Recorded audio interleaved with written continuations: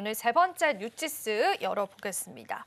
자, 방산주 이야기를 해야겠습니다. 오늘 저도 앞서서 하나 에어로스페이스 뉴스를 전해드렸는데요. 지금은 방산주들이 좀 주춤하는 느낌 보여줍니다. 일단 고공행진 이후에 급락이다라는 표현도 나와 있는데 방산주 어떻게 보실까요? 이게 제일 궁금하시죠? 너무 궁금해요. 앞선 관세 또는 뭐 부채 비율 나하고는 크게 관계가 없어. 나는 시장에서 가장 핫한 방산주 지금 살까? 오늘 조정받는데 그러니까요. 요 고민점이 가장 크시리라고 이제 생각이 되시기 때문에 제가 오늘 방산주 어제 오늘 조정을 받고 있지만 이 부분을 체크해 드려야 될 것 같기 때문에 이 부분을 가져왔습니다. 우리가 주가가 끝없이 올라가면 너무 좋겠죠. 네. 삼성전자가 1억 원이 간다라면 얼마나 좋겠습니까? 너무 좋겠습니다. 그렇지만 1억 원이 가기 위해서는 거기에 밑받침될 만한 내용이 있어야 됩니다. 뭐 재무구조 개선이라든가 신기술이라든가 여러 가지 내용들이 밑받침되면서 미래 성장 가능성이 계속 확인이 되는 과정에서 주가는 계속해서 상승할 수 있다라고 판단이 되거든요. 제가 이렇게 말씀을 드려볼게요. 하나 에어로스페이스 방산주의 대표 종목이기 때문에 하나 에어로스페이스의 최근 흐름에서의 주가와 최근 흐름에서의 매출과 영업이익에 대해서 간략하게 한번 설명을 드려볼게요. 하나 에어로스페이스가 한 2, 3년 전에 주가가 대략 얼마 정도 수준이었을까요? 한 3년 전. 기억도 안 납니다. 15,000원, 2만 원이었습니다. 네. 이게 이제 한 80만 원 뭐 근처 네. 주가 고점을 찍는 상황을 보여줬죠. 그러니까 한 5, 60배 한 2, 3년 만에 올랐다라고 볼 수가 있겠죠. 어마어마한 주가 상승률 아니겠습니까? 그러면 하나 에어로스페이스의 매출, 영업이익이 어느 정도 증가했는지를 간략하게 말씀드리면 2, 3년 전에 하나 에어로스페이스의 영업이익이 한 연간 단위로 해서 한 2,500억 정도 이익을 발생시키는 기업이었습니다. 한 2만 원, 15,000원 이때 상황으로 판단해 보게 된다면 지난해 기준으로 해서 하나 에어로스페이스의 영업이익은 1조 7천억 정도, 한 7배? 7, 8배 정도 증가했죠. 그렇기 때문에 주가도 뭐 큰 폭의 상승이 나타났던 겁니다. 왜냐하면 영업이익단의 흐름 자체가 7배가 늘어난다는 것은 대형주 측면에서는 어마어마한 거거든요. 7배가 늘어난다는 것은. 5%, 10%만 늘어나도 어닝 서프라이즈라고 우리가 많이 얘기하지 않습니까? 그런데 7배. 이게 어마어마한 수치이기 때문에 주가도 여기에 반응했고요. 그러면 여기서부터가 중요한 겁니다. 올해, 내년 마찬가지로 시장에서 기대하고 있는 것처럼 2배, 3배, 4배 이익단의 규모가 증가해야지만이 지금의 주가가 상승할 수 있는 여지를 가지고 있다라고 보고 있습니다.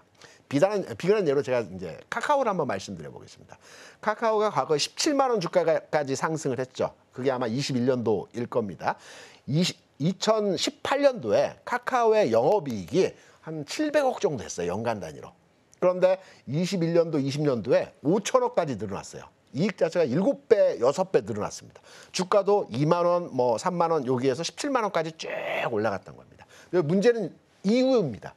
20년, 21년도부터 영업이익이 5천억 규모였습니다. 이게 5천억이 1조 원이 되고 1조 원이 1조 원 5천억이 되고 2조 원이 돼야 되는데 최근 4개년 동안 5천억, 5천억, 5천억, 5천억이었어요. 줄지는 않았어요. 그러니까 시장에서 기대하고 있는 것은 주가는 먼저 선반영되는 가격의 변화를 보여주기 때문에 이익단에서의 규모는 계속해서 점증해야 되거든요.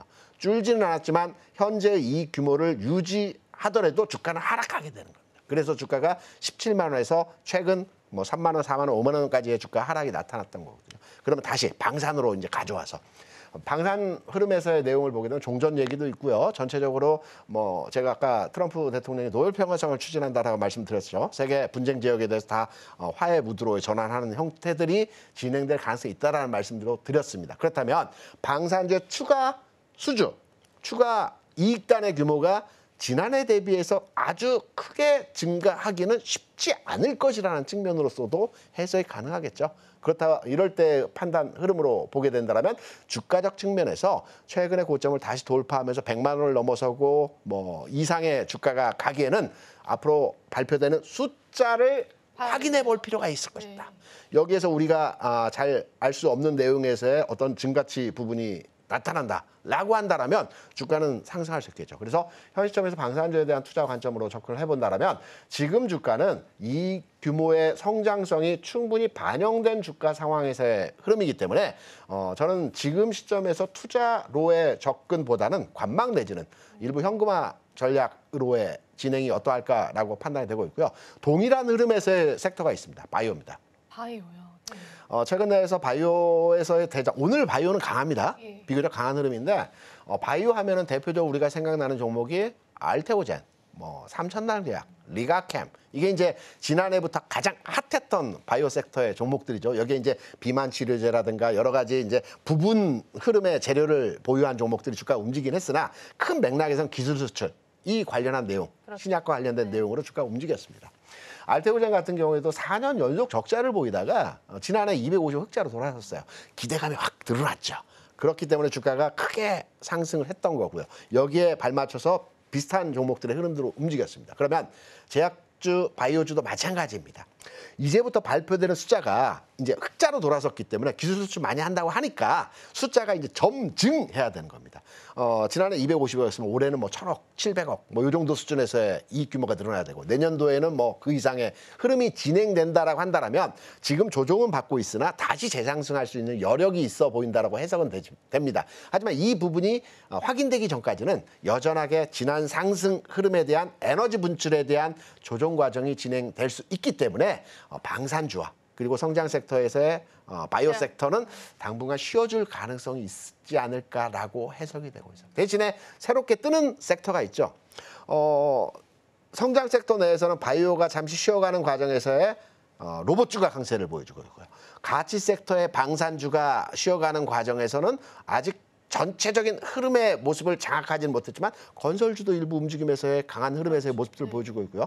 유통주가 시장을 끌고 가기는 좀 약하지만 뭐 여기에 이제 철강주라든가 경기회복 관련한 민감주 흐름에서의 내용들이 이제 상승 흐름을 주도할 가능성도 있다라는 측면, 과도기 국면이다. 그러니까 지금까지 지난해 올해 초까지 시장을 이끌고 갔던 성장 섹터의 바이오, 가치 섹터의 방산주는 이제 선수 교체 시점에서의 상황이 아닐까라는 측면에서 조금 보수적으로 시장을 접근해 볼 필요가 있지 않겠나 이렇게 생각을 합니다. 네, 방산주와 제약바이오주들은 개인 투자자분들이 워낙 또 관심을 많이 가져 계시는 그런 섹터여서 앞으로의 전략이 좀 중요할 것 같습니다. 오늘 쉬어가는데 그게 또 매수의 타이밍일까라고 생각하시는 분들 많을 텐데 일단은 또 대표님께서는 좀 보수적으로 좀 보자라고 말씀해 주셨습니다. 그러면은 여기서 한 가지 더 여쭤보고 싶은 게 조선주들은 조선주는 다르죠. 또 다른가요? 네. 그러니까 방산과 조선을 우리가 이제 동일 현상에 놓고 해석하는 경우들이 많은데 제가 앞서서 실적에 대한 과거 흐름에 대한 데이터를 설명을 드렸죠. 근데 조선주는 뭐 흔히 우리가 많이 알듯이 4년치 일감, 뭐 도크가 꽉 찼다. 그리고 성장 추세대에 있는 형태의 진행들 이런 부분들을 감안해 본다라고 한다면 조선주 자체에서의 움직임은 조정 기간의 폭과 기간의 차는 얼마가 될지는 모르겠으나 흐름 자체는 여전하게 상승 흐름이 유효하다라고 판단됐죠. 가치 섹터에서 방산이 쉬어가는 과정에서 조선이 갈 수도 있는 상황이고요. 아직 조정 기간이 좀 짧긴 하지만 조선주는 여전하게 살아있는 패턴에서의 모습이 진행될 상황이다. 이렇게 우리가 해석할 수 있습니다. 그러면 조선주 같은 경우에는 앞으로도 실적, 숫자적으로도 더 성장폭이 조금 크다라고 보시는 거예요? 조선주를 우리가 들여다보면 도크는 이미 다 찼다라고 하죠. 네. 그렇기 때문에 여기에서 뭐 추가적인 매출이 일어난다든가 추가적인 이익 개선치가 나타나기보다는 고급화 전략이라든가 또 원화 결정력에 의해서 가격 경쟁력을 가지고 높은 가격으로 수주할 수 있는 부분들이 있을 거고요. 여기에 추가적으로 이제 미국과 중국이 어느 정도 화해 제스처와 화해 상황이 진행된다고 한다면 세계 경기 회복과 관련된 물동량 증가에 따른 꼭 국내 도크에서만 배를 건조하는 것이 아니고 해외 도크를 임차해서 건조할 수도 있는 거고요. 또 계속해서 진출할 수 있는, 확장할 수 있는 내용들이 남아있기 때문에 조선주는 그 방산의 국한적인 내용에서의 성장성보다는 좀 더 열려있는 부분으로의 해석이 가능하다고 이해를 하시면 될 것 같습니다. 네, 일단은 조선주와 방산주는 우리가 같이 묶어서 최근에는 많이 또 여러분들에게 전략들 잡아드렸는데 분명히 다른 시선으로 좀 바라볼 수 있을 것 같습니다. 그 부분도 여러분들이 같이 한번 좀 염두를 해두시고요. 일단은 그러면은 한 가지 더 여쭤보고 싶은 게 네네. 이게 종전 가능성 나오면서 재건 테마들 모멘텀 좀 변화가 되잖아요. 그러면은 건설주 쪽으로 긍정적으로 봐야 되는 걸까, 대표님? 건설주는 이제 경기 회복에 대한 부분으로 포커싱 되어서 해석을 하시면 될 것 같고요. 네. 우리가 종전 얘기는 오늘 어제 나왔던 얘기는 네, 아니죠. 그렇죠. 네. 제 기억으로 한 1년 전부터 맞아요. 나왔던 것 같습니다. 그렇기 때문에 방산주가 꼭 종전 얘기로 주가가 하락한다라고만도 해석할 수는 없는 내용입니다. 종전이 되면 어떤 부분에 대해서 이제 건설주에 국한되어 건설보다 엔지니어링 회사들이 좀 더 그 주가 상승률이 있겠지만 건설주에 대한 주가 흐름에 대한 긍정적으로 판단하기보다는 우리가 이제 상사주들에 대해서 관심을 가져야 되죠. 그러니까 우크라이나나 러시아에 진출해 있는 뭐 예를 들어서 포스코 인터내셔널이라든가 또 LG 예전 LG 상사 같은 종목들 그러니까 상사주들의 흐름들이 좀 더 개선되면서 이쪽에서 그동안 움직임이 그러니까 원활한 무역 교역량이 나타나지 않았던 분들이 활성화될 가능성이 있다라는 측면으로 재건 테마와 관련된 내용들은 정치적 상황에 따라서 왔다 갔다 합니다. 그렇기 때문에 상사주에 대한 관심도가 좀 더 요구된다 이렇게 생각합니다.